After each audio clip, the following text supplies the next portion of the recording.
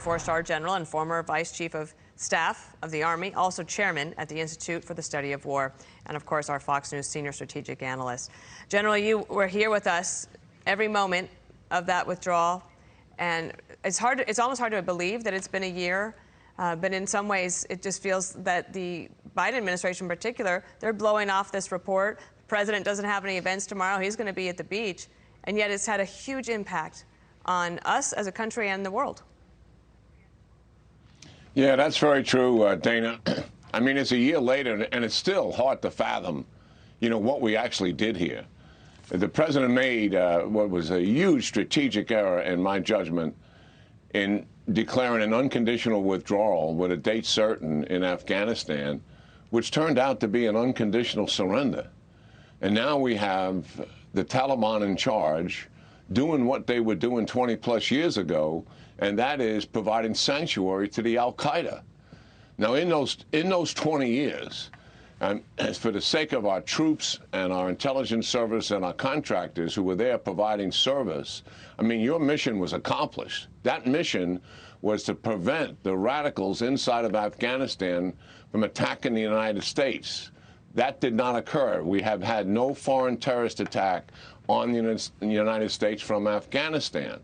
But what a debacle this decision has created. It's an accelerant for our adversaries, as we can see in Russia and Ukraine, China, Taiwan, and the mischief that the Iranians are up to in the Middle East, to be sure. And the devastation is, as Trey pointed out, is clear and evident. The suffering of the Afghan people, leaving behind close to 80,000. I mean, how shameful is that we were not committed to get everybody out for as long as it took, and we should have insisted upon that with the Taliban and put our feet to the fire and just told them straight out, listen, we're going to stay here and get our people out. You're now in Kabul, and we know where you are. If you're going to stop us from doing that, then you're going to feel the might of the United States on you as a result of it. But no, we folded our tent and left them behind.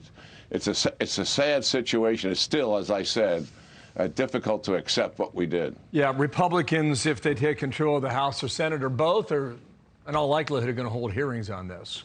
And we may learn more then. However, on Sunday, they released findings about how many American citizens were left behind, how inefficient and inadequate the State Department's preparation was for that moment.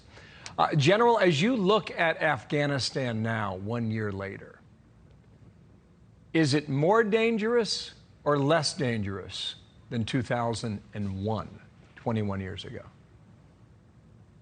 No, in 2001, it was clearly more dangerous. The al-Qaeda was very robust. Certainly, they had accomplished something that no one ever thought could be accomplished, and that was a major attack on the United States.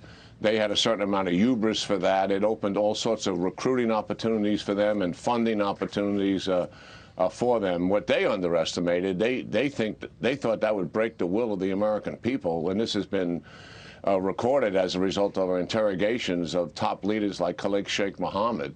They thought the United States resolve would be broken and we would not come for them, and we came for them immediately, certainly, and that's a credit to the administration making that decision. I actually think any president would have made that decision given the horrific nature of what took place. But there's no disputing the fact that the al-Qaeda was much stronger then than it is now. But the concern we all have is it can grow back to a strong organization threatening the United States, which our intelligence services told the president, which our military told the president, and which many of our diplomats told the president, and he ignored all of that.